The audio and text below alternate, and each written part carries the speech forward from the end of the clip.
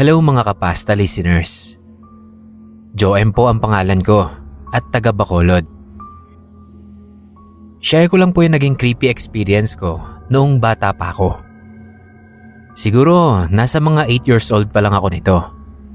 Pero tandang-tanda ko pa talaga yon at hindi ko makakalimutan. Tungkol to sa ninang Olive ko at sa mga alaga niya. Hindi ko alam kung naniniwala kayo sa mga duwende. Pero ako talaga, oo. Kasi nakakita na ako. Si Ninang Olive, ninang ko sa binyag, kababata at co-teacher siya ni Mama. Dalaga pa siya nang maging ninang ko at dalaga pa din siya hanggang ngayon. Nung baby pa ako, lagi niya akong hinihiram. Nagbo-volunteer siyang alagaan ako. Magkalapit lang kasi yung bahay namin. Mahilig at sabik daw siya sa mga bata. Palibhasa, walang pamilyang nakasama sa buhay. Kaya naaawa din si Mama sa kanya. Wala naman silang naging problema sa loob ng mahabang panahon na halos itinuring na din akong anak ng ninang Olive ko. Hanggang sa nag-aral na nga ako at natutong makipaglaro sa ibang mga bata. Madalas, hindi na ako madala ng ninang ko sa bahay niya dahil lagi akong nasa layasan. Nasa kakulitan at kalikutan kasi ako noon at wala namang malaro sa bahay niya. Nagsawa na din ako sa mga laroang binibili niya sa akin. Nalulungkot si Ninang pero sabi ni Mama kahit naman din siya. Dagdag pa na lagi na siyang mag-aalala dahil baka madapa ako o awayin ng mga bata. Pero wala daw silang magagawang pareho dahil nga bata ako at kalaro ang hanap ko. Pero minsan, kusa naman akong pumupunta-punta sa bahay ni Ninang. Nasanay na din ako na 2 bahay ang inuuwian ko. Kaya pag nagutom ako sa paglalaro, mamimili lang ako kung anong bahay ang papasukan ko para kumain. Dahil nga itinuturing niya na akong anak, ituring ko din daw na bahay ang bahay niya. Gaya nung hapon na yon. Nagutom at napagod ako galing sa paglalaro. Umuwi ako sa amin para kumain. Pero wala pa si Mama. Namalengke daw sabi ng kapatid kong maliit. Lipat ako sa bahay ni Ninang. Pero wala din siya. Alam ko kung saan nakalagay yung susi niya. Ibinili niya yun sa akin na pag gusto kong kumain at wala siya, ay pwede akong pumasok doon. Basta alam ko kung ano lang yung dapat kong gawin. Pero sinasaway nga ako ni Mama. Huwag ko daw abusuhin ang ninang ko. Pumunta lang daw ako doon pag nandun siya. Pero gutom na ako nun. At sabi ni Ninang nung umaga, may pancake siyang niluto para sa akin. Sinuway ko si Mama at pumasok pa din ako sa bahay ng ninang ko kahit wala siya doon. Kumain ako tapos nanood ng TV habang hinihintay siya. Kaso nakatulog pala ako dun sa sofa niya. Maya-maya, nagising ako. May nadinig akong mga batang nagtatawanan. Pero pagmulat ko, madilim yung bahay at wala pa din si Ninang. Nadidinig ko pa rin yung mga bata at parang naghahabulan sila sa loob. Pero hindi ko sila nakikita. Kaya natatakot ako. Hindi ko kabisado kung saan ang bukasan ng ilaw ni Ninang. Kaya wala akong magawa kundi ang maupo lang sa sofa. Pero natatakot na talaga ako sa mga nadidinig kong boses ng mga bata. Kaya lakas loob na akong tumakbo palabas ng pinto. Nadapa pa ako kasi madilim nga. Nailak ko naman ulit yung pinto ng bahay ni Ninang. Tapos tumakbo na ako pauwi sa amin. At ikinuwento ko kay Mama yung nadinig ko doon sa bahay ni Ninang. Pero hindi naniwala si Mama at niloko pa ako na may iba na daw mga alaga si Ninang at ayaw na sa akin kasi puro ako laro sa labas. Ilang araw akong hindi nagpunta nun kina Ninang dahil sa takot ko. Pero isang beses, pauwi na ako nun sa paglalaro. Malapit nang gumabi nun Kaya panay na ang sigaw ni Mama.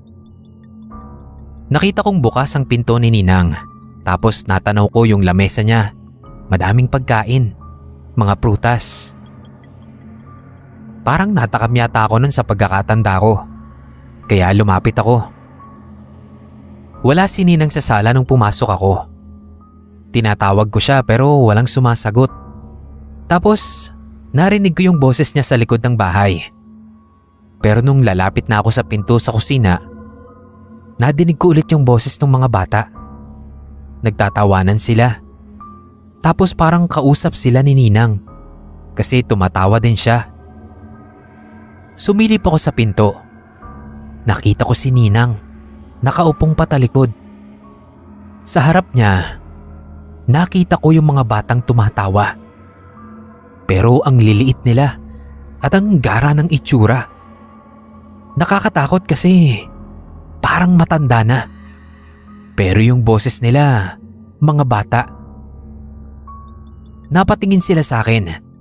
Kaya sa takot ko, nagtatakbo ko palabas. Takot na takot akong umuwi nun. Kaya nung nilagnat ako, ipinatawas agad ako ni Mama. At sabi nung nagtawas, mga duwende daw yung nakita ko.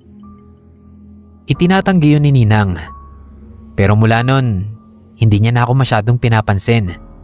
Kasi nga, may iba na siyang mga alaga.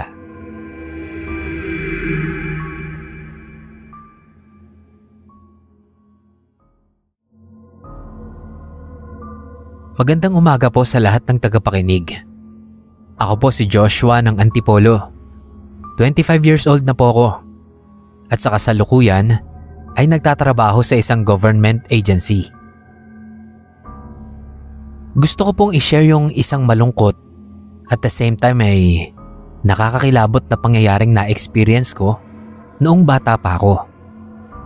Hanggang ngayon kasi iniisip-isip ko pa din yun. Ulila po ako at palaboy lang sa daan nang makita ako ng Ninang Rose ko. Hindi ko pa siya ninang nun, pero yun yung ipinatawag niya sa akin. Sabi niya sa akin, kunwari daw siya yung fairy godmother ko. Naawa kasi siya sa akin nun nung malaman niya na wala akong pamilya at sa daan lang ako natutulog. Sinama niya ako sa bahay nila. Tulungan ko lang daw yung nanay at tatay niya sa pagtitinda ng lugaw. Tapos pag-aaralin nila ako. Sumama naman ako agad. Tinanggap din naman ako ng nanay at tatay niya na tinawag kong Lolo Ben at Lola Leonie. Mababait sila at napag-alaman ko nun na inampon lang din pala nila Lola Leonie si Ninang Rose. Dahil wala silang anak. Sila ang nagsabi kay Ninang na kung mabibigyan din siya ng pagkakataong makatulong sa kapwa niya, ay huwag niyang ipagkait. At napakaswerte ko na ako yung napili niyang tulungan. Mula nang ampunin nila ako, ay nagbago na ang buhay ko. Itinuring talaga nila akong kapamilya at ramdam na ramdam ko yung pagmamahal nila sa akin. Lalo na ni Ninang Rose. Sa batang isip ko noon, alam kong nakatagpo na ako ng pamilya na hindi mangiiwan sa akin kahit na anong mangyari. Kaya ipinangako ko sa sarili ko na gagawin ko din ang lahat para maibalik sa kanila yung kabutihan at pagmamahal na ibinigay nila sa akin. Hanggang nakagraduate na ako ng elementary. Yung lugawan nila lolo na dati ay sa kariton lang na ditulak, ngayon ay may sarili ng pwesto sa gilid ng bahay namin na si Ninang din ang nagpatayo. May maliit na ding sari-sari store, kaya abot-abot din ang pasasalamat sa kanya nila lolo at lola. Itinutulak na nga siyang mag-asawa. Sarili naman daw niya ang intindihin niya dahil okay na kami. Pero wala naman daw siyang boyfriend at wala sa isip niya ang pag-aasawa. Isa pa ay pagtatapusin pa daw niya ako para may papalit sa kanya na tutulong din sa iba kapag wala na siya.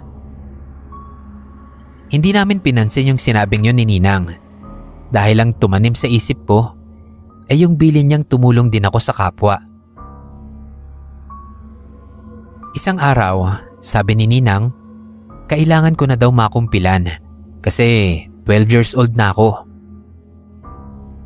Gusto niya sana noon na pabinyagan ako, pero ayaw ng taga-simbahan. Kasi kung malaki na ako nang nakuha niya, posible daw na nabinyagan na din ako noon. At hindi daw pwede na 2 beses mabinyagan. Tiyagain na lang daw namin na hanapin kung saan ako nabinyagan. Hindi niya talaga matuntun yung pamilya ko. Kaya hinintay niya na lang na makumpilan ako. At siya na daw ang magiging ninang ko. Para totoo na talaga kaming magninang. Inayos niya na lahat ng dapat ayusin sa simbahan. Pupunta na lang daw kami doon sa araw at oras ng kumpil. Noong gabing yon, nagpaalam siyang may pupuntahan at kinabukasan na babalik. May dala siyang bag, pero sabi niya sa amin, may damit siyang ibibigay sa kaibigan niya. Ipinaalala ni Lola sa kanya na kinabukasan na yung kumpil ko. Sabi ni Ninang, darating siya sa simbahan kahit anong mangyari. Bago siya lumabas, ay tinawag ulit siya ni Lola at tinanong siya kung ayos lang ba siya. Kasi parang maputla at nangihina ang tingin namin sa kanya. Pero sabi niya ay ayos lang naman daw siya. Ginulo pa niya ang buhok ko. Tinawag niya akong inaanak at magpapakabait daw ako. Sana daw balang araw ay maging godfather din ako ng mga nangangailangan. Bata pa kasi ako nun, kaya hindi ko naisip na may ibig sabihin na pala yung mga salita niyang yon. Kinabukasan sa simbahan, muntik na siyang mahuli ng dating. Pinaalala niya yung sinabi niya na kahit anong mangyari ay darating siya at magiging totoong inaanak niya ako. Pero napansin kong tahimik lang siya sa buong seremony. Nang matapos yon, bigla na lang siyang nawala at hindi na nagpakita hanggang sa makauwi kami ng bahay. Tapos dumating dun yung kaibigan niya na umiiyak. Wala na daw ang ninang Rose ko. Namatay daw siya nung madaling araw dahil sa terminal cancer na matagal niya nang inililihim sa amin. Naguluhan kami nila Lola. Paanong namatay ang ninang ko? Kasama nga namin siya sa simbahan. Pero totoo pala. Dahil nakita mismo namin ang katawan niya sa ospital.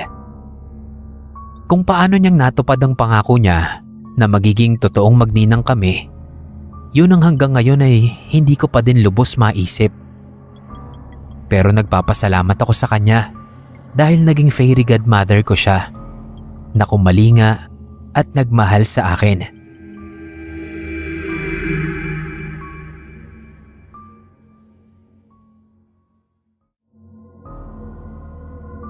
Good evening po sa ating narrator at sa mga kapwa ko listeners.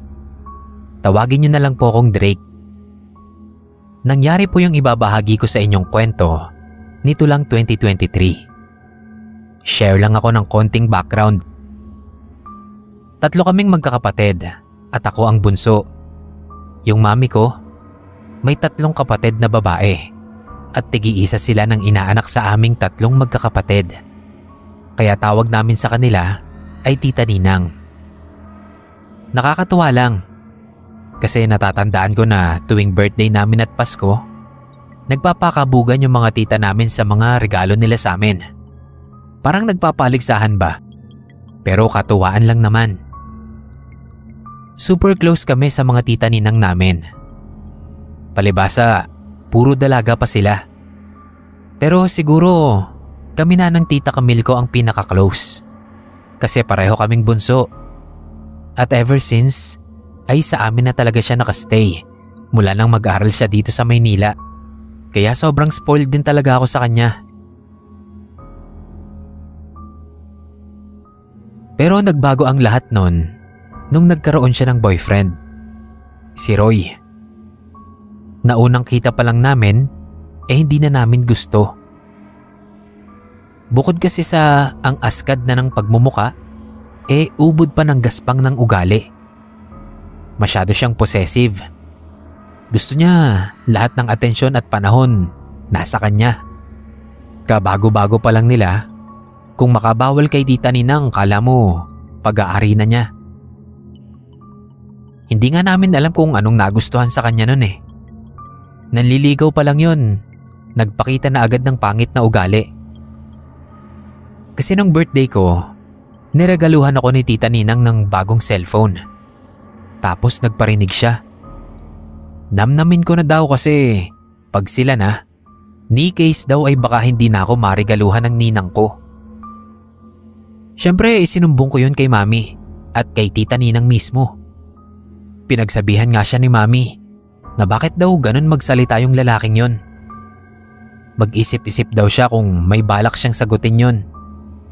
Pero sabi ni Tita Ninang, mabait daw yon at nagjo-joke lang. Pero kami, alam naming hindi joke yun.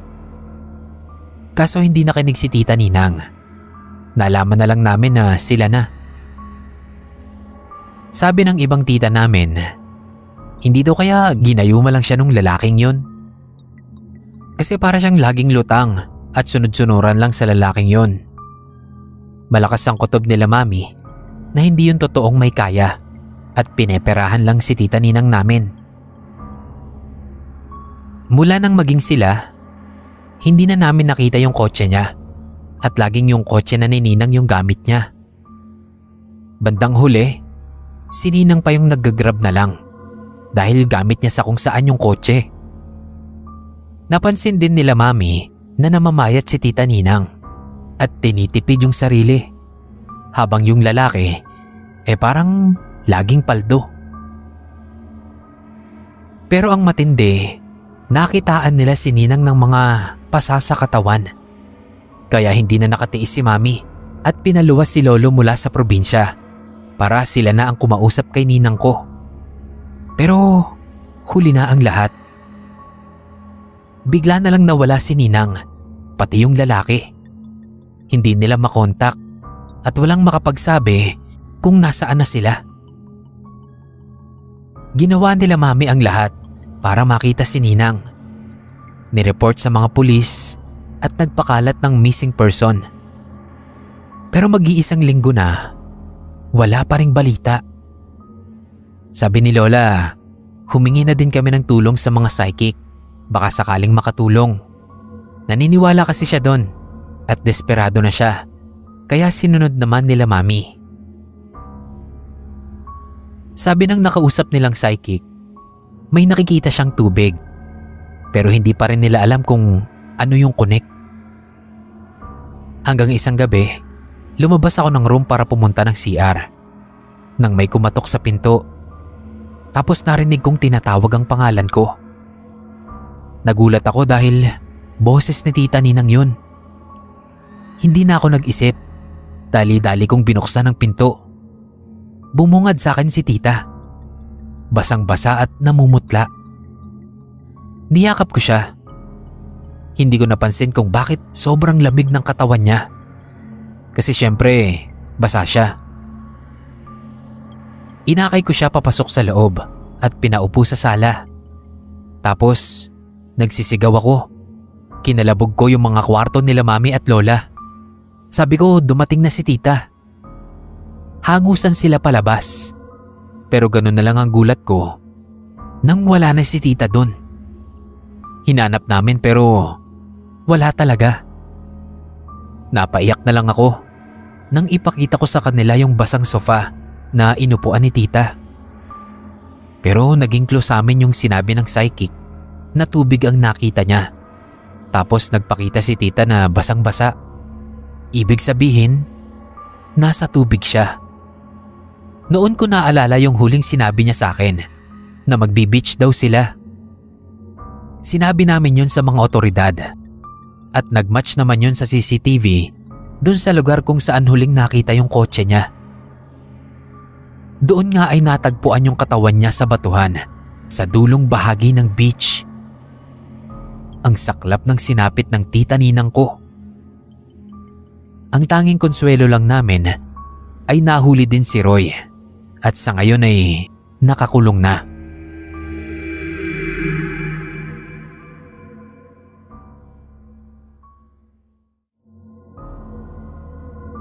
Kumusta po sa lahat ng nakikinig sa channel na to? Ang pangalan ko po ay Lester. Tubong Negros po ako, pero ngayon ay dito na nakatira at nakapangasawa sa Pateros. First time ko pong mag-send ng story dito. Hindi naman siya yung nakakatakot talaga. Pero sana magustuhan nyo. Nung bata pa ako, tuwing Pasko, gaya ng ibang bata nakasanayan na din naming magkakapatid na mamasko sa mga ninong at ninang namin. Pero di gaya ng 3 kapatid ko na maraming napapamaskohang ninong at ninang.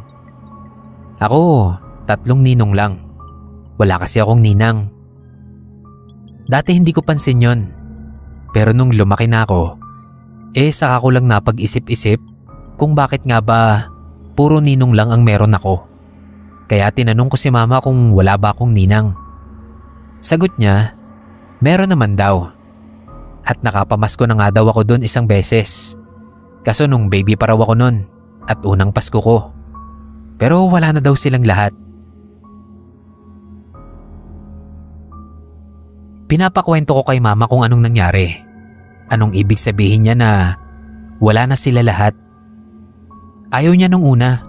Kasi hindi naman daw pambatang kwento. At baka hindi ko rin maintindihan. Isa pa, ayaw rin daw sana niyang maalala. Dahil nalulungkot siya at nagagalit. Pero lalo lang akong nagka-interes na malaman kung bakit. Kaya pinilit ko talaga siya. Mga ninang ko naman kako yun eh.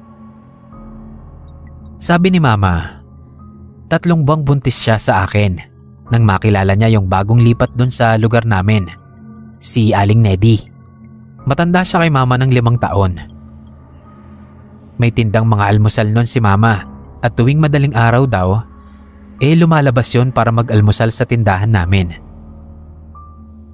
Kahit nung unang kilala pa lang daw nila, ay feeling close na daw agad yon sa kanya. Yung tipong kung makaasta, akala mo matagal na silang magkaibigan. Nung una daw ay nagbabayad pa. Pero nung mga sumunod, dinadaan na lang daw siya sa pamamaya-mamaya. Tapos puro kwento hanggang sa nalilimutan na. Nahihiya naman daw si mama na singilin. Tapos masyado din daw at home. Nakikialam na sa bahay namin. Kumikilos na akala mo sarili niyang bahay. Nung naobserbahan ni Papa yung mga kilos niya sa bahay, tapos nalaman pa niyang chinichismis din ito si mama, hindi niya yun nagustuhan. Kaya pinapaiwas niya si mama dito. Kaso hindi niya daw alam kung paanong iwasan. Lagi daw kumakain sa tindahan namin. Hanggang sa maipanganak niya na nga ako. Pinepeste pa rin daw siya ni Aling Nedy sa pakikialam at pagmamando. May mga pagkakataon pa nga daw na hindi niya nakinikibo. Pero matigas talaga yung muka. At nagsabi na daw na kailangang maging ninang ko siya. Pero walang balak si mama at wala ding kaalam-alam si Aling Nedy na nakaplano na pala sa ibang lugar yung binyag ko. Nagulat na lang siya nang mabalitaan niya na tapos na. Ganun na lang yung galit niya nung sugurin niya si mama at kumprontahin kung bakit hindi ipinaalam sa kanya ang araw ng binyag. Hindi daw tuloy siya nakasama. Napikon na daw si mama sa panduduro sa kanya. Kaya tinilampak siya na hindi naman kasi siya ninang. Kaya bakit siya sasabihan? Pero hindi niya akalain na magiging ganun kalaki ang galit nito nang dahil lang sa hindi siya kinuhang ninang ko. Ipinahiya daw siya ni mama sa mga taong sinabihan niya na siya ang ninang. Magsisisi daw si mama sa ginawa niya. Sigaw pa raw nito. Dahil daw hindi siya kinuhang ninang, ay wala ring ninang na matitira sa akin. Para kay mama, exaggerated lang si Aling Nedy. Ginawa lang big deal yung maliit na bagay lang naman sana. Ano ba kung hindi siya kinuhang ninang? Hindi naman daw sila magkaedad at magkaibigan. Karapatan niya kung sino ang gusto niyang kuning ninang. Pero hindi niya akalain na big deal pala talaga kay Aling Nedy yun. At ang binitawan nitong salita ay isa na palang sumpa. Ilang araw na lang nun at sumapit na ang Pasko. Nakapamasko pa nga daw ako nun sa mga ninang ko kahit baby pa ako. Pero pagpasok ng bagong taon, sunod-sunod ang hindi magandang pangyayari sa tatlong ninang ko. Yung pinsan ni Papa na wala namang sakit, bigla na lang daw nag-collapse at namatay. 3 araw makalipas yun namang ninang ko na kaklase at kababata ni Mama. Naaksidente yung bus na sinasakyan. Patay din. At ang pinakahuli, yung kapatid ni Mama. Nasagasaan. Lahat ng ninang ko naubos sa loob lang ng 1 buwan. Walang natira. Malaking usap-usapan sa lugar namin ang nangyaring yon. At lahat sila ay naniniwalang dahil yon sa sumpa ni Aling Nedy. Kaya iniwasan na siya ng mga tao doon. Abot langit ang galit ni na Mama at Papa kung naipakukulong nga lang daw sana yung mga ganong nagsusumpa. Pero wala na silang magagawa kundi ang ipagpasa Diyos na lang ang kasamaan ni Aling Nedy.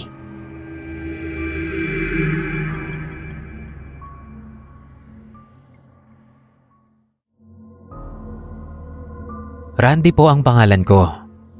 Kumusta po kayo mga kapasta?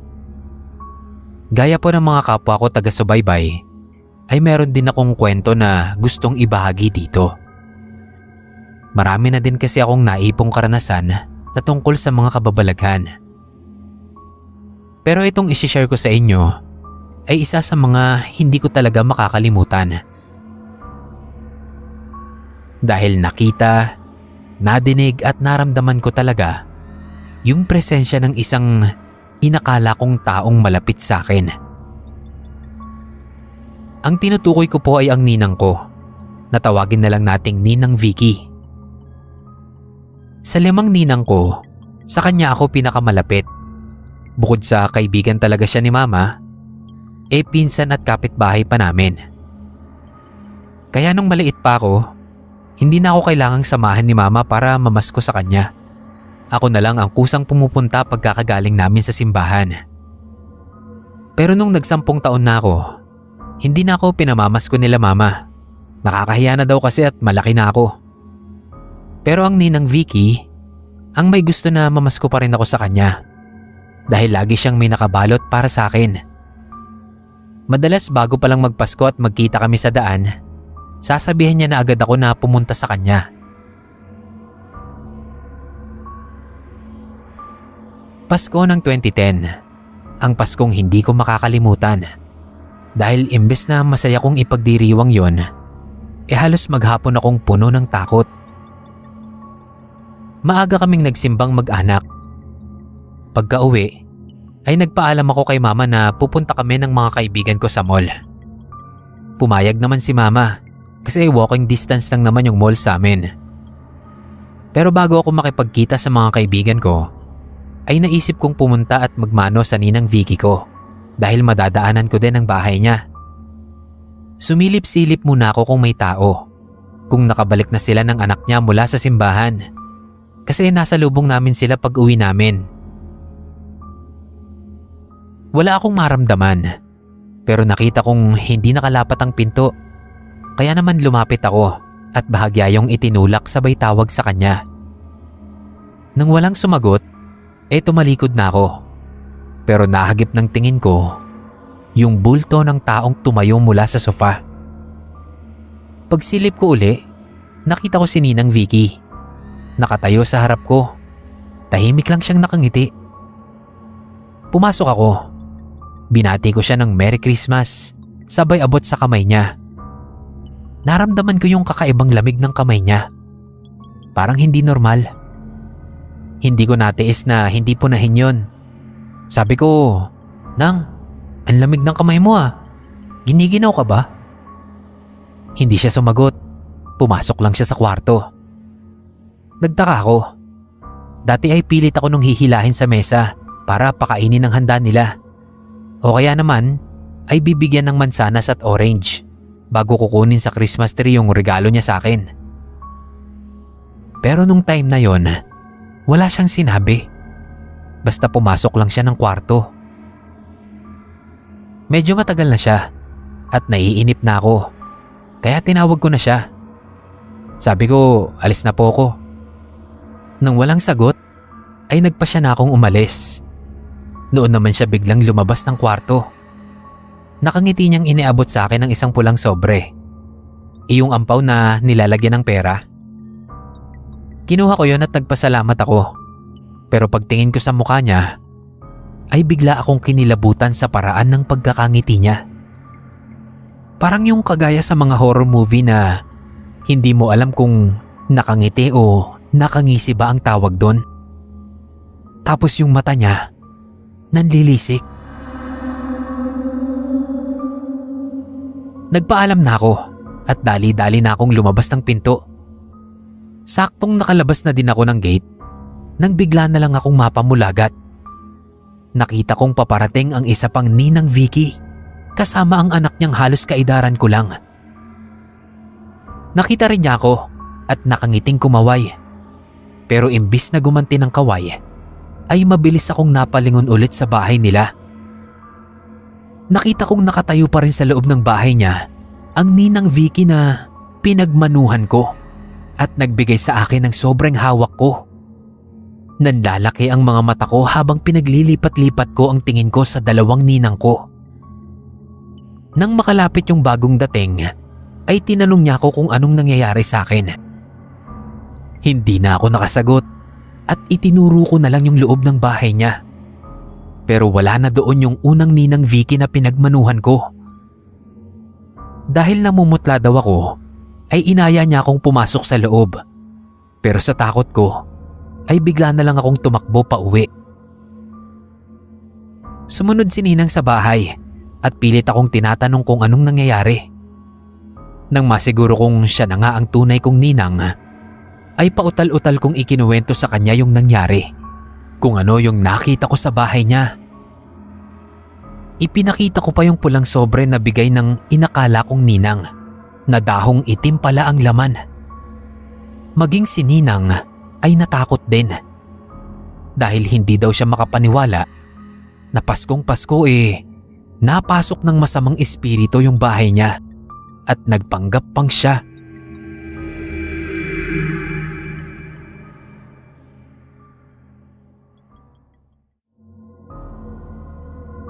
Magandang araw po sa bumubuo ng channel na to. Isa po ako sa masugid yung tagapakinig. Mahilig talaga ako sa mga kwentong kababalaghan, kahit nung bata pa ako hanggang sa nagkaedad na.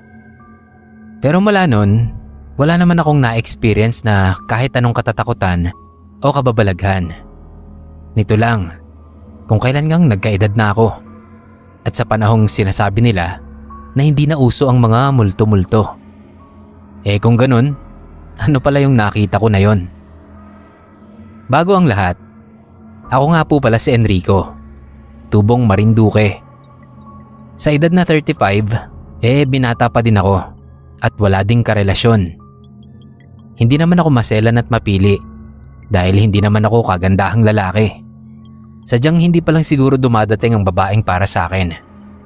Pero ang akala ko nga, dumating na kasi nakita ko na siya.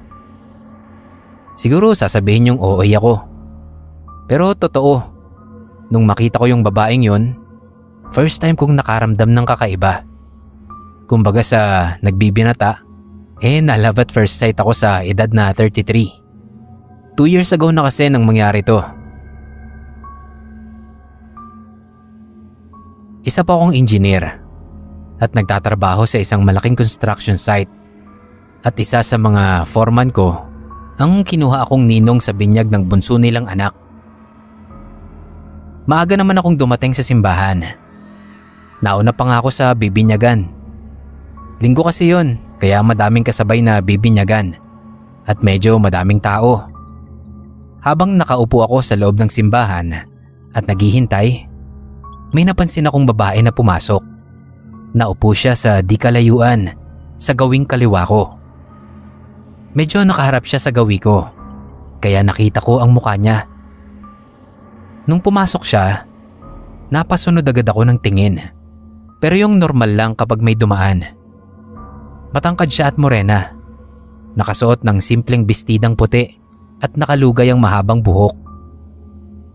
Sa porma, parang magnininang din. Okay na, nabistahan ko na. Pero nung bahagya siyang tumingala, napa-second look ako. Kasi sa biglang tingin, akala ko yung aktres na si Isa Calzado. Hindi ko alam kung saang parte, pero Isa talaga yung una kong nakita sa mukha niya. Pero sa biglang tingin nga lang. Sa madaling salita, maganda siya at talagang mapapa-second look ka. Nag-enjoy na akong palihim siyang tignan. Para naman siyang walang pakialam sa paligid niya. Maya-maya, nagdatingan na yung iba pang ninong at ninang, pati na yung magpapabinyag. Inisip ko, sana pareho kami ng aanakin para makita ko pa siya ng matagal at makilala. Nang tumayo siya at sumunod sa amin, ay ganun na lang ang tuwa ko. Nagulat ako sa sarili ko dahil bakit parang may kilig akong nararamdaman. Nakakahiya pero yun talaga yung naramdaman ko. Habang ginaganap ang seremonyas, ay hindi ko siya inaalisan ng tingin. Gandang-ganda talaga ako sa kanya. Nung picture taking na, yun yung hinihintay kong pagkakataon. Sa isip ko, tatabihan ko siya para may memories agad kami. Pero sa pagkadismaya ko, bigla na lang siyang nawala. Hindi ako makakonsentrate kasi palinga-linga ako at hinahanap ko siya. Kaya tinanong ako ng isang ninong kung sino yung hinahanap ko. Yung isang katuwang kako namin na maganda at nakaputing bestida. Pero wala naman daw siyang ganong ninang na kasama namin. Nangihinayang talaga ako. Sa bahay ng bininyagan yung reception, inayos lang yung bakuran para gawing venue. Laking tuwa ko nang maabutan ko doon yung ninang na tinawag kong Ninang Ganda. Nakaupo siya sa sofa sa loob ng bahay at nakangiting patingin-tingin sa mga bisita. Naiinis ako kasi hindi siya lumalabas at nanatili lang sa loob. Nilalaro niya sa crib yung inaanak namin.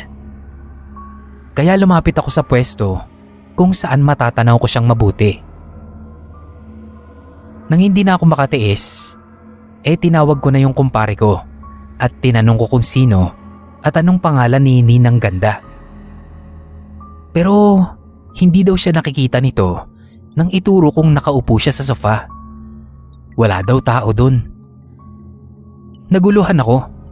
Dalawa sila nung isang tao ko na nagsabi na walang nakaupong babae dun. Ang ginawa ko, nagpaalam akong makiki-CR sa loob ng bahay. Pagpasok ko, napatingin siya sa akin at ngumiti. Ngumiti rin ako, may kasama pang kaway. Pero nung napatingin ako sa picture frame na nasa lamisitang katabi niya at may nakasinding kandila sa tabi, nagulat ako. Kasi yun si Ninang Ganda. Pagtingin ko ulit sa kanya, ay nanlaki ang mata ko kasi nagmistula siyang bangkay. Nagmamadali na akong lumabas nun at kinausap ko yung bago kong kumpare tungkol dun. Nagulat din siya kung paano ko nakita yung hipag daw niya na saktong ika-40 days ng kamatayan noong araw na yon. Nung nag-leave daw siya dahil namatayan, si Ninang Ganda daw yung namatay nun. Dapat ay ninang talaga siya at magkatuwang kami. Pero namatay nga siya. Napamura na lang ako. Malalove at first sight na lang din. Sa multo pa.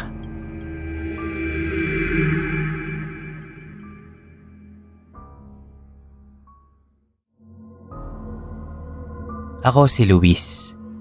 24 na taong gulang. Isang nursing student na ngayon ay nakatira sa lumang bahay ng lola ko dito sa Laguna habang nagra-review para sa board exam. Simula nung namatay ang lola ko ay matagal nang walang nakatira ron. Pero mas gusto ko doon. Tahimik, walang storbo. O akala ko lang. Sabi ng nanay ko, wag daw muna akong tumuloy doon mag-isa. May mga bulong-bulungan daw na hindi dapat pinupuntahan ng bahay. May mga kapitbahay daw kasi na nakakarinig ng kaluskus doon. May mga ilaw na bumubukas kahit wala namang tao. Pero ayoko namang patulan yung mga ganong kwento. Nursing student ako, 'di ba? So syempre, science muna bago pa mahiin. Sa hallway ng ikalawang palapag, may isang lumang salamin na nakasabit doon. Malaki, may ukit na bulaklak sa kahoy na frame. Di ko man namamalayan, pero araw-araw kong nadadaanan yon. Minsan, tinitingnan ko doon yung sarili ko bago ako matulog, kung mukha pa ba akong tao dahil sa pagod at puyat.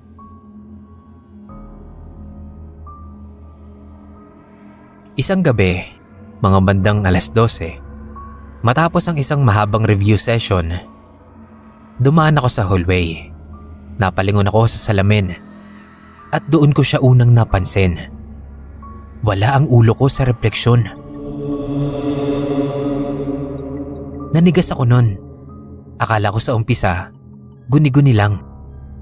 Hilamos saglit, tapos tinignan ko ulit. Katawan ko lang talaga ang nandoon. Nakatayo, pero hanggang balikat lang. Walang ulo. Wala akong muka. Mabilis akong umatras at napatakbo papunta sa kwarto ko at isinara ang pinto. Hindi ako nakatulog ng maayos nun. Sinasabi ko na lang sa sarili ko na baka pagod lang to, guni-guni o imahinasyon lang. Baka optical illusion. Madilim lang. Oo, yun lang siguro. Kinabukasan, sinikap kong maging normal. Nag-review, naglinis, kumain, pero may naramdaman akong kakaiba. Parang may malamig na hangin na hindi galing sa electric fan. Parang may mga matang sumusunod sa bawat kilos ko. Ang bahay na dati kong sinasabing tahimik, ngayon ay parang may ibang buhay. Nakakarindi yung takot. May isang beses pa nga, habang nag-aaral ako sa sala, bigla na lang bumukas yung radyo, kahit hindi naman naka-plug. Static lang yung tunog nito. Tuloy-tuloy. Parang may gustong magsalita, pero hindi makalabas. Pinatay ko agad yon. Nilagyan ng tela at ibinaon sa kahon. Kinagabihan, sinubukan kong umiwas sa salamin. Pero habang naka-off ang ilaw at palabas na ako sa banyo, napalingon ako sa hallway. At doon, kahit madilim, kitang-kita ko siya. May nakatayo sa harap ng salamin. Lalaki. Magulo ang buhok. Puti ang damit. Parang sandot lumang pantalon. Nakatalikod siya. Akala ko sarili ko. Pero hindi naman puti ang suot ko. Tinakpan ko ang bibig ko. Napapikit na lang. Nagbabaka sakaling pagkapukaw ng mata ko ay wala na siya. Tama nga. Nawala. Pero ang takot ay nandito pa rin sa akin. Nakasiksik sa dibdib ko. Mahigpit ang kapit. Nang gabing yon, hindi na ako bumaba. Simula nun, hindi na rin ako lumalapit sa salamin. Pero habang nakahiga ako, narinig ko ang mahinang pagkatok. 3 beses. Mula yun sa hallway. Luis. Bulong na halos hindi ko marinig. Boses ng babae. Pamilyar ito. Pero sabog. Parang doble ang tunog. Parang nag-e-echo sa loob ng utak ko. Kinabukasan, wala akong lakas. Hindi ako lumabas ng kwarto. Pero nang sumilip ako palabas, nakita ko ang salamin. Basag. Sa gitna ng basag, may mga gasgas na parang letra. Hindi ko agad naintindihan. Nilapitan ko yon at nangilabot ako nang mabasa ko. Ako ang tunay na ikaw. Napaatras ako. Sumakit ang tiyan ko sa takot. Lumayas ako kinahaponan yon. Iniwan ko lahat ng notebook, laptop at review materials. Hindi ko na binalikan ang bahay. Sabi nila, ang refleksyon ay bintana ng kaluluwa. Pero minsan, hindi lang ikaw ang tumitingin.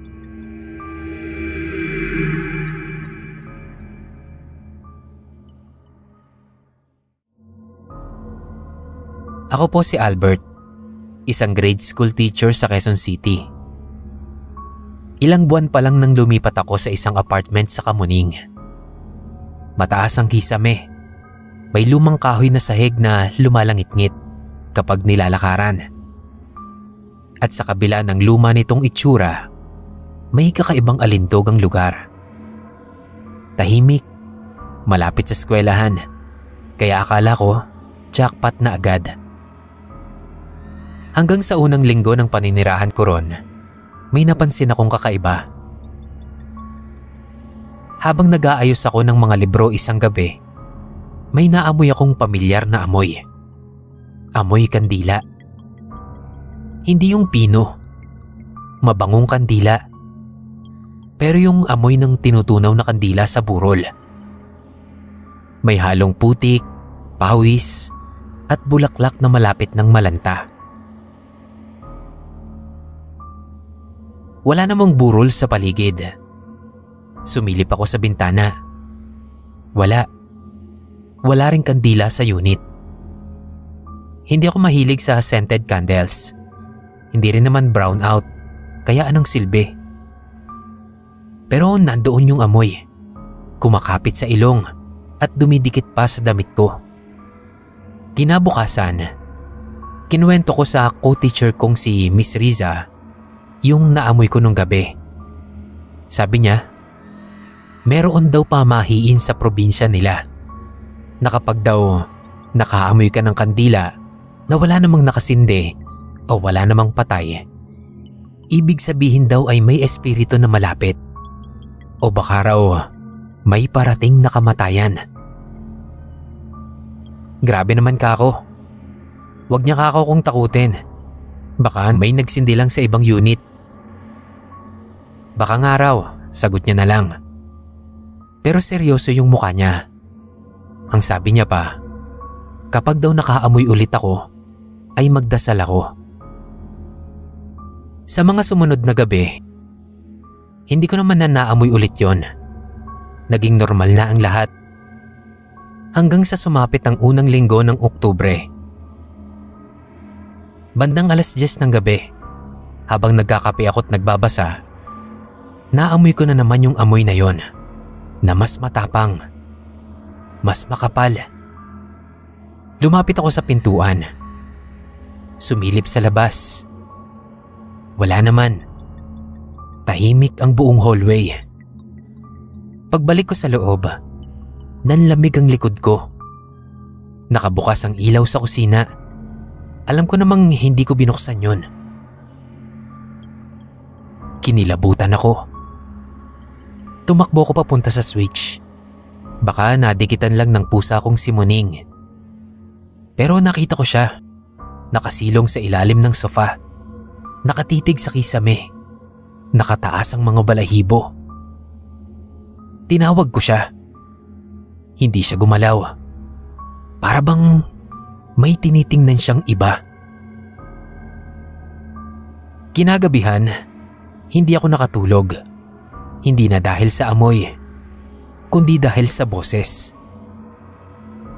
Sa pagitan ng patak ng ulan at kulog, may narinig akong mahihinang yabag at may bulong na nagmumula sa banyo. Malamig, mahaba, walang tunog ng hininga. Para bang boses na hindi galing sa katawan. Kinabukasan, umabsent ako. Hindi ko na kaya. Nilinis ko ang buong unit. Sinindihan ng insenso. Nagdasal. Nagbasa ng dasal. Pero habang ginagawa ko lahat ng yon, naamoy ko na naman yung amoy ng kandila. At may isa pa akong napansin. Yung kalendaryo sa dingding ay luma na. At 3 ng Oktubre ang petsa. Sais na nung gabing yon. Ginagalaw ko yon. Itinatama ko. Pero bumabalik. Para bang may kung anong puwersa na ayaw patuloyin ang oras. Dumating ang gabi ng Oktubre 7. Ang gabi bago ang birthday ko. Pinilit kong magpakasaya. Nag-order ako ng pagkain. Nanood ng movie. Pinilit na tumawa. Pero habang nanonood ako, may biglang sumindi. Ang kandila sa altar sa sala. Sumindi itong mag-isa. Wala naman akong kandilang sinindihan nun. Wala akong lighter. Pero nandoon. Nakasindi. Gumagalaw ang apoy kahit na walang hangin. Napaatras ako. Tumakbo ko papuntang pinto. Nakakandado yon. Ayaw bumukas. Sumisigaw na ako. Tinatawag ko si Muning. Pero hindi ito lumalapit. Nauna na sigurong magtago dahil sa takot. Maya-maya, nawala yung amoy. Namatay ang ilaw. Dumilim ang paligid. At doon ko siya nakita. Isang babae. Nakatayo sa tapat ng banyo.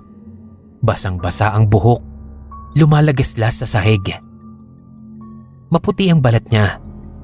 Nangingitim sa tagiliran. Parang nilapa ng lupa. Hindi ko siya kilala. Pero ngumiti siya. At ang sabi niya, "Birthday mo bukas, di ba? Ako rin.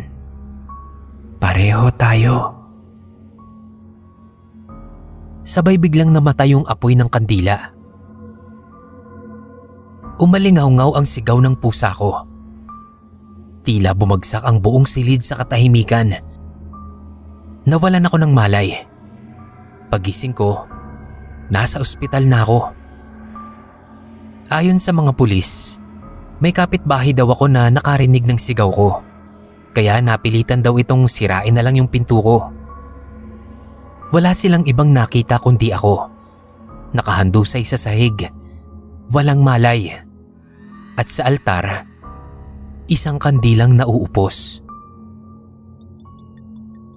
Pagbalik ko sa unit, matapos ang ilang linggo, nagdesisyon akong lumipat na lang sa ibang lugar. Habang inaayos ko ang gamit ko, may nakita akong lumang picture sa ilalim ng drawer. Lalaking kamukha ko, nakatayo sa altar, at sa ilalim ng litrato, may nakasulat na "Happy Birthday." Pero burado yung pangalan. Miss na raw nila yung lalaki. At sino raw ang mag-aakala na iisa lang ang kaarawan at ang magiging kamatayan nito. Sabi nila, araw-araw daw na may dalawang pinagpipilian ng tadhana. Kung may ipapanganak at kung may mamamatay. Nakakatakot pala kapag may kasabay ka. Hindi mo alam kung alin sila sa dalawa.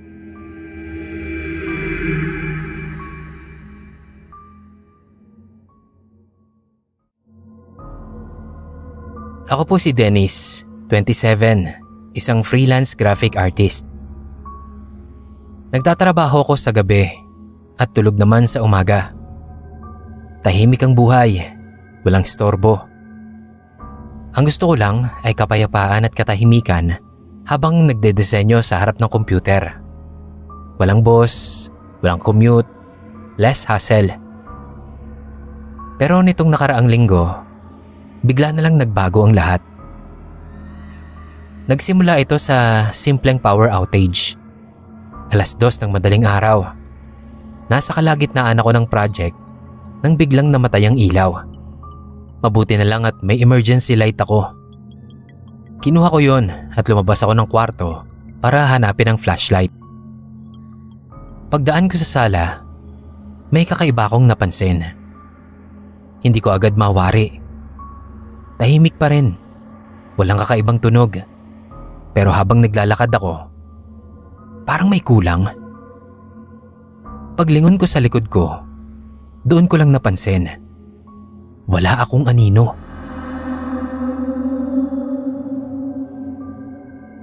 Akala ko may sira lang yung ilaw o baka nakatapat lang ako sa tama ng liwanag. Lumipat ako ng pwesto sa ilalim mismo ng ilaw. Lahat ng bagay sa paligid ko, upuan, mesa, kabinet, lahat sila may anino. Ako lang ang wala. Nanindig ang balahibo ko noon. Tinapik ko ang sarili ko. Buo ako. Naramdaman ko ang balat ko, ang damit at ang tibok ng puso ko na unti-unting bumibilis. Bumalik ako sa kwarto. Sinindihan ko ang kandila na nasa tabi ng altar. Umilaw naman. Mainit. Buhay. Pero kahit nasa harap ako ng apoy, wala pa rin akong anino. Kinabukasan, pinilit kong kalimutan yon. Baka guni-guni ko lang. Pagod. Mali lang ang ilaw. Pero habang tumatagal, mas lumalala. Habang naliligo ako, napansin kong wala akong anino sa dingding ng banyo. Pagbaba ko sa kusina, wala rin akong anino sa ilalim ng ilaw ng refrigerator.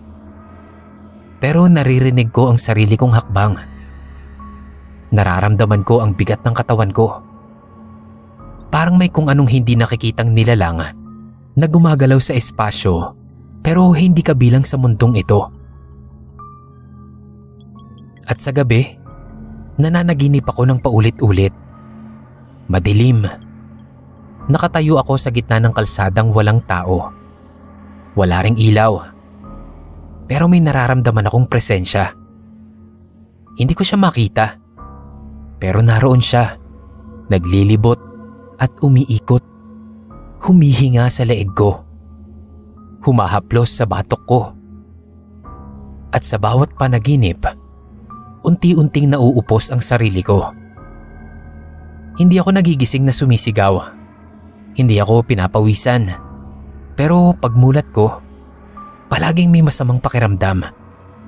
Parang may nadulas palabas ng katawan ko habang natutulog ako. Ikatlong gabi, hindi na ako nakatiis. Tumayo ako sa harap ng salamin.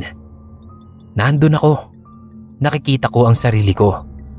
Pero kahit anong ilaw ang gamitin ko, mapa cellphone flashlight, desk lamp, kandila, wala pa rin akong anino. Tinapik ko ang dibdib ko. Buhay pa naman ako. Pero naisip ko lang na baka hindi na ako buo. Nag-research ako. May nahanap akong lumang artikulo online. Isang babala mula sa isang mangkukulam sa Bicol. Ang anino ay hindi basta-bastang epekto ng liwanag. Isa itong marka na ikaw ay buhay at buo. Kapag nawalan ka ng anino, ibig sabihin may parte sa pagkatao mong kinuha ng isang nilalang na hindi mo nakikita. At kapag tuluyan na itong nawala, hindi ka na makakabalik. Hindi raw ito kagaya ng possession. Walang pumapalit sa'yo. Pero unti-unti, binubura ka. Hanggang kahit sarili mong katawan, itinatakwil ka na. Ika-4 na gabi habang natutulog ako, nanaginip ulit ako. Pero sa pagkakataon na yon, ako na lang ang natira. Wala nang kalsada. Wala nang paligid. Ako lang, nakalutang sa kawalan. Tahimik, walang hangin, walang ilaw. At sa harap ko, sarili ko. Parehong muka, parehong damit, pero itim ang mga mata. Ang sabi niya sa akin, "Hindi ka na totoo."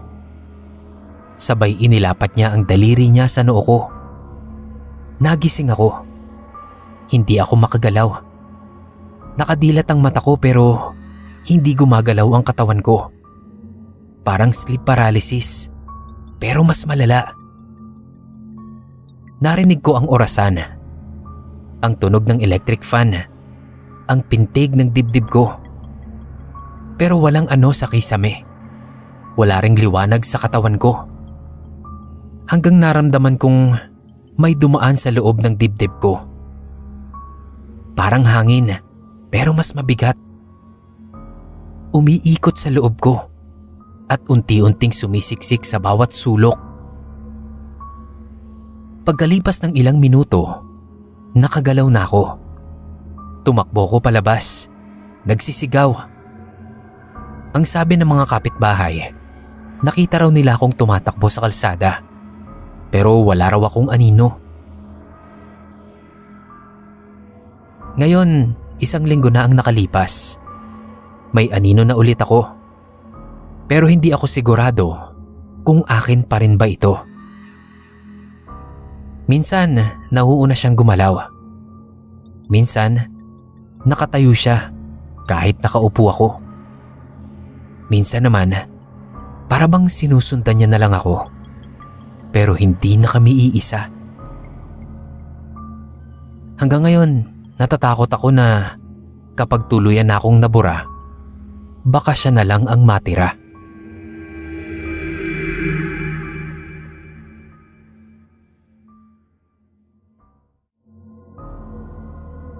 Ako si Nico, 22, working student. At hindi ako masyadong naniniwala sa mga pamahiin. Lumaki akong paborito ng lola ko na mahilig magkwento ng mga kababalaghan. Pero kahit ilang beses niya akong balaan at sabihan, pasok lang sa tenga, labas sa kabila. Para sa akin, kwento-kwento lang lahat yon. Panakot sa mga batang pasaway para sumunod sa mga magulang nila. Isa sa pinakaayaw ko talagang marinig ay yung bawal daw sumipol sa gabi. Ang babaw naman nun. Anong connect ng mga pagsipol sa mga pamahiin na yan? Kaya siguro ako napahamak. Noong 1 buwan lang, lumipat kami ng pinsan kong si Jomar sa isang lumang apartment na malapit sa university na pinag-aaralan ko pagkatapos ng bakasyon at malapit sa trabaho ko sa isang fast food restaurant. Medyo luma na yung building pero ayos naman para sa presyo. Wala namang tumutulo, may bintana, may gate. Okay na yon. Sa unang linggo, wala namang problema. Tahimik sa gabi, medyo malamig pa nga. Pero napansin ko lang, parang ang hilig gumalaw ng mga bintana kahit sarado. Sabi ni Jomar, baka hangin lang. Minsan daw talaga ganon sa mga lumang bahay. Isang gabi, habang nagkakape ako sa labas ng unit namin, nakaupo sa monoblock at nag-aantay ng antok, napahinto ako sa isang saliw ng kanta ng K-pop Joe sa utak ko. Paborito kong himig yon, kaya isinipol ko. 3 beses lang naman. Pa-joke lang talaga. Pagkatapos ng ilang segundo, may sumipol pabalik. Hindi biro. Hindi tao ang tunog. Hindi buo ang sipol. Putol-putol. Parang may kasamang hinga. Para bang nanggaling sa tuyong lalamunan na pinipilit maging tunog tao. Akala ko guni-guni ko lang, kaya sumipol ulit ako. 1 beses lang. Tapos bigla, mula sa likod ng apartment building, may sumagot. Mas malapit na, mas patining. Parang pilit ginagaya yung ginagawa ko. Kinilabutan ako. Pumasok agad ako. Kinandado ko ang pinto. At ang sabi ni Jomar habang tumatawa, "Ayan kasi, ulit mo eh. Bawal talaga yan, di ba?" Sabi ni Lola. "Kapag may tumugon talaga sa'yong hindi tao, yari ka." Akala ko nun pinaprank lang ako ni Jomar. Pero simula nun, gabi-gabi, nagigising ako sa sipol. Hindi naman malakas, pero malinaw ko itong naririnig. Parang paalala na nagsimula na ang laro. Minsan nasa bintana, minsan sa kisame, minsan parang nasa loob ng kwarto. Pero sa tuwing sisilip na ako, wala naman akong nakikita. Pero may kilabot pa rin sa balat ko. Naramdam kong hindi ako mag-isa. Hanggang isang gabi, habang nag-aaral ako sa lamesa, narinig ko ulit yung sipol. Galing yun sa labas ng kwarto. Akala ko si Jomar, kaya binuksan ko yung pinto para pagalitan siya. Pero walang tao sa labas. Pagbalik ko sa kwarto, may sumipol na sa likod ko. Bumigat ang dibdib ko. Hindi na ako makagalaw. Nararamdaman ko na parang may humihinga sa batok ko. Pero paglingon ko, wala naman akong nakita. Pero yung kurtina sa kwarto, gumagalaw kahit sarado naman yung bintana. Sumigaw ako. Dumating naman si Jomar. Takot din yung mukha niya. Sabi niya, may nakita raw siya. May anino raw sa pader. Hindi ko naman daw kausap pero parang nakatayo daw sa tabi ko. Pinadasalan namin yung kwarto.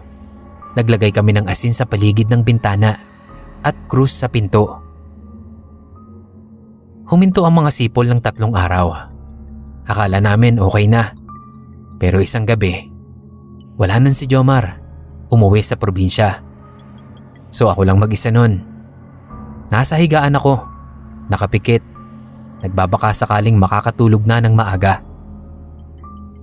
Tahimik ang gabi. Tapos biglang may sumipol. Sa tenga ko mismo. Napatalon ako sa kama. Binuksan ko lahat ng ilaw. Pero walang tao. Pero may mga bakas ng yapak sa sahig. Basa ito. Parang mula sa banyo. Ewan ko kung bakit. Pero bigla kong naalala yung sinabi ng lola ko noon nang mabanggit ko sa kanya dati na mahilig akong sumipol. Ang sabi ng lola ko, kapag daw may tumugon sa sipol ko sa gabi, ibig sabihin daw, tinatawag ko sila. At pag tinawag ko sila, syempre may sasagot at susunod. Lumipas ang gabi. Hindi ako makatulog. Kinaumagahan, may tawag ako mula sa landlady namin. Sabi niya, may reklamo raw sa kabilang unit. So tinanong ko kung ano. Sabi daw nila, may nakita raw silang nakatayo sa labas ng bintana nila nung gabi. Sumisipol daw. Pero wala raw itong muka. Nanlamig ang katawan ko noon. Hindi lang pala ako ang nilalapitan. Ngayong gabi, may sumipol ulit. Mas malapit na ito. Hindi ko na ito sinubukan pang sagutin. Hindi ko na rin alam kung anong masama ang dumapo sa bahay na to. Pero ang sigurado ko, hindi na ako sisipol. At sana ikaw din.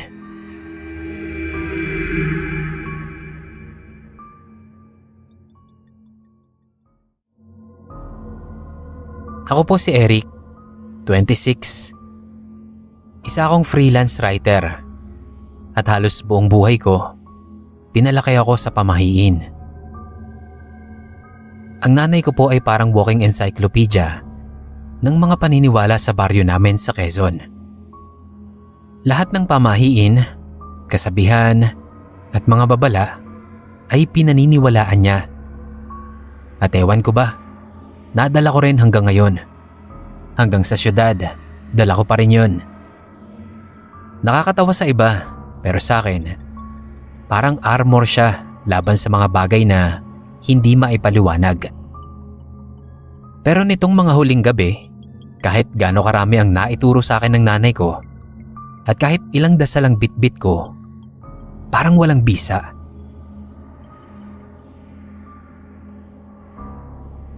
3 gabi na akong sunod-sunod na nagigising ng bandang 3:00. Hindi yung tipong iihi o nagugutom lang. Yung bigla na lang akong mapapadilat. Magigising ang katawan ko ng walang dahilan.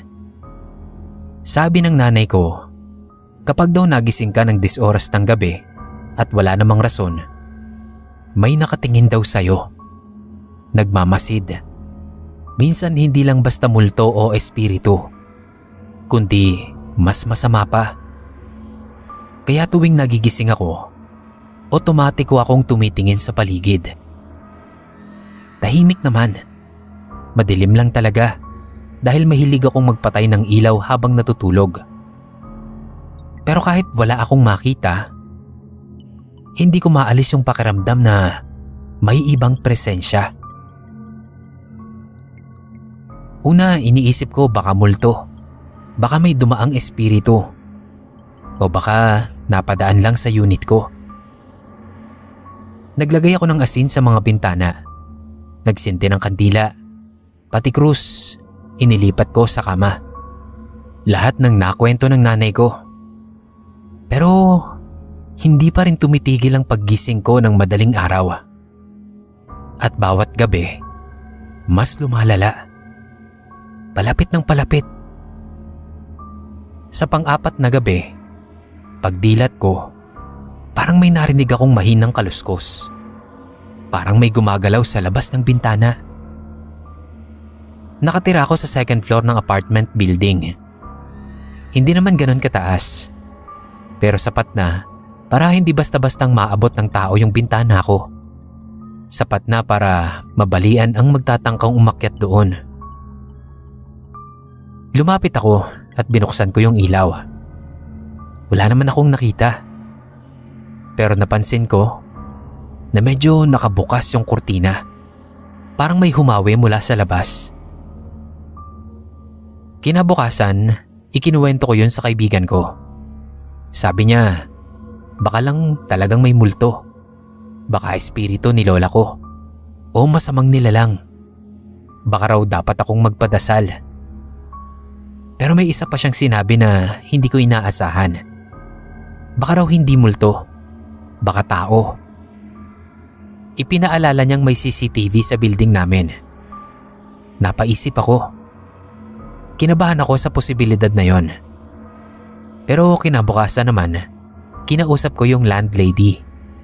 Pinacheck ko yung CCTV sa hallway at sa labas ng bintana ko. Sabi niya, iisa lang daw yung camera at nakatutok yon sa harap ng building. Noong gabi ring yon, nagising ulit ako ng 3:00. May narinig akong tunog ng yabag. Mula yun sa kusina. Mabagal. Isa-isa ang hakbang. Napakagat ako sa kumot ko. Kinapa ko ang cellphone at tumawag ng tropa sa kabilang unit. Hindi siya sumagot. Kinabukasan, dahil sa sobrang nababahala na ako sa nangyayari, bumili ako ng maliit na spy cam para lang din sa peace of mind ko. Inilagay ko yon sa tabi ng kurtina. Naghanap pa ako ng mapapagsaksakan ng extension, yung hindi mahahalata. Tinakpan ko ng teddy bear sa tabi ng bintana. Ilang araw na ang lumipas. Walang nangyayari. Akala ko okay na. Pero noong sumunod na gabi, pag-check ko sa footage kinabukasan, natulala ako. May lalaki sa video. Nasa labas ng bintana ko. Nakatayo lang siya, nanunood sa akin. Walang suot na pang-itaas. Maong ang pang-ibaba nito at may tattoo sa leeg at parang may hawak na patalim. Nakatitig lang siya sa loob ng kwarto ko. Saka lang siya umalis nung bumaling na ako ng higa. Hindi siya multo.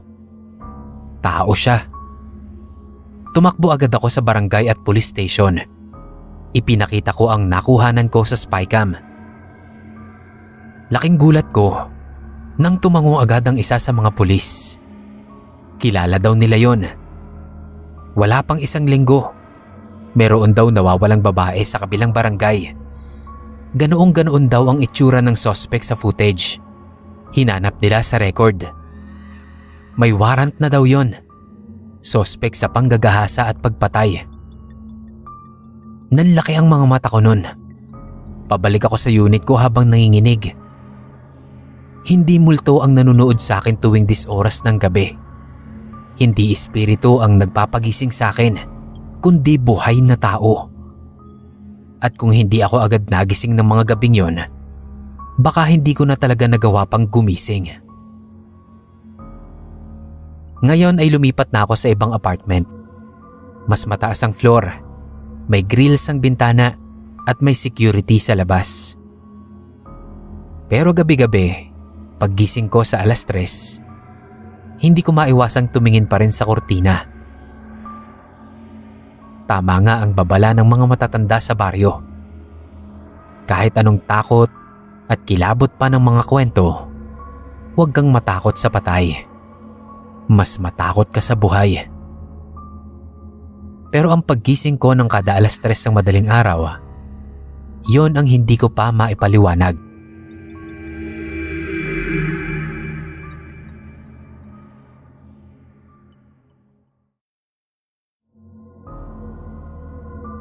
Ako si Mark, 28 anyos, accountant sa Manila.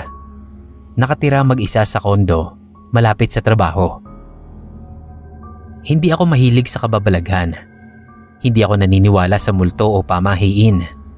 Lalo na't sanay ako sa numbers, facts at science. Pero may mga bagay pala na kahit gaano mo kalkulahin, kahit siyensya, hindi mo maipapaliwanag. Lalo na ang mga panaginip at kung ano man ang laman nila. Nagsimula to pagkatapos ng lamay ng lola ko sa probinsya. Siya ang nagpalaki sa akin. Kaya kahit matagal na akong lumipat sa Maynila, malapit pa rin ako sa kanya. Mahigit 3 araw ako sa Bataan at nagkaroon lang ako ng lakas ng loob na bumalik sa Maynila nung mailibing na si lola.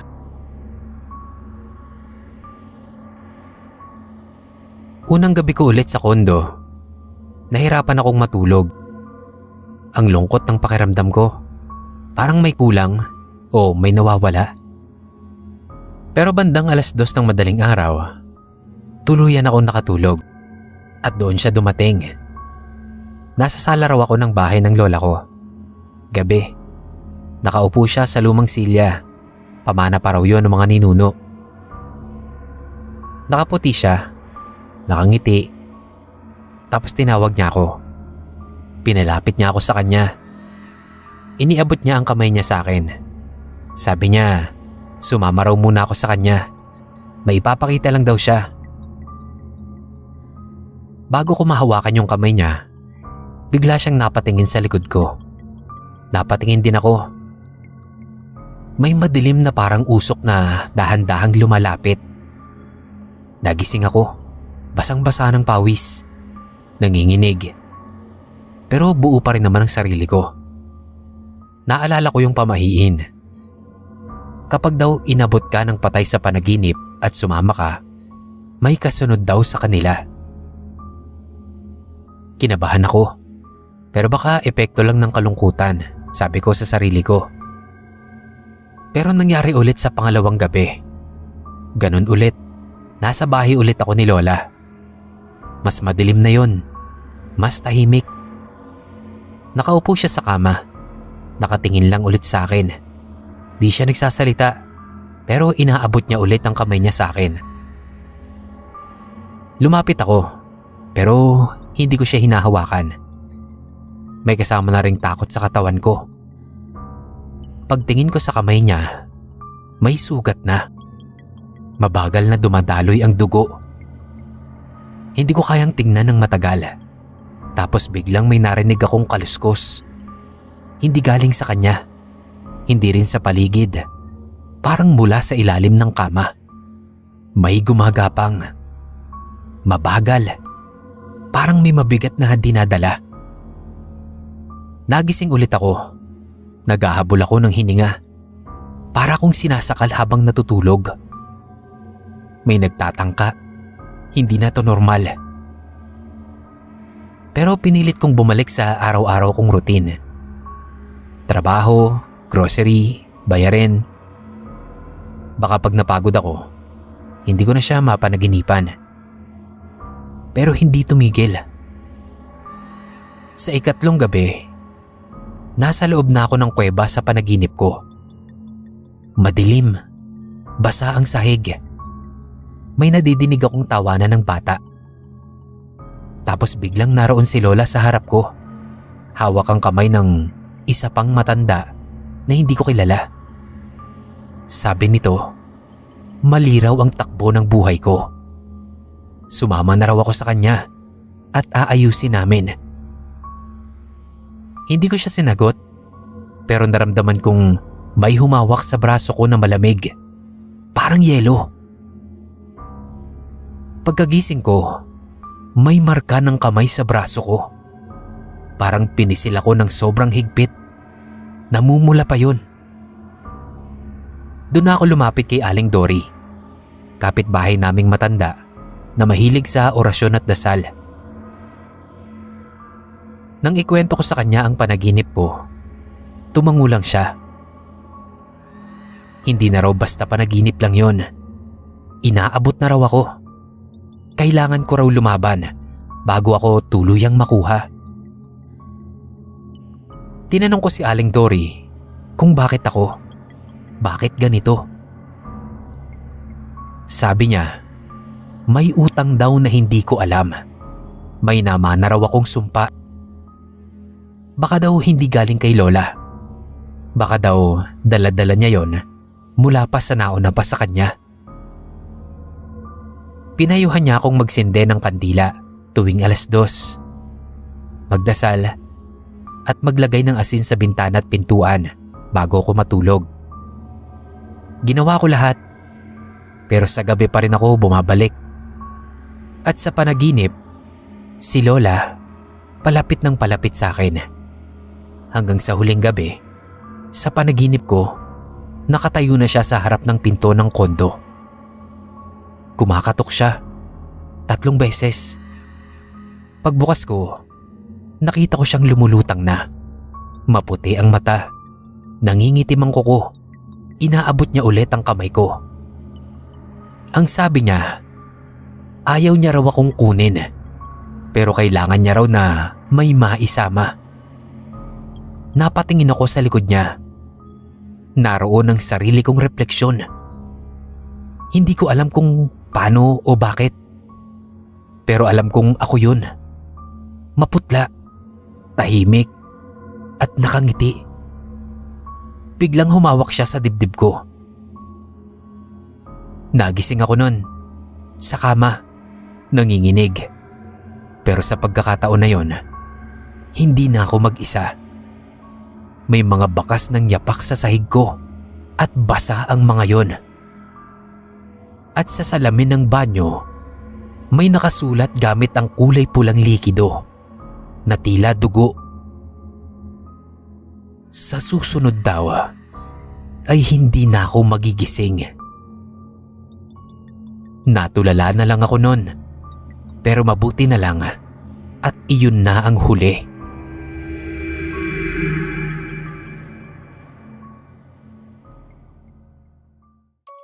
Yo mga kapasta, ako nga pala si Kira, ang boses ng Nginig Stories, katang isip lamang at creepy encounters.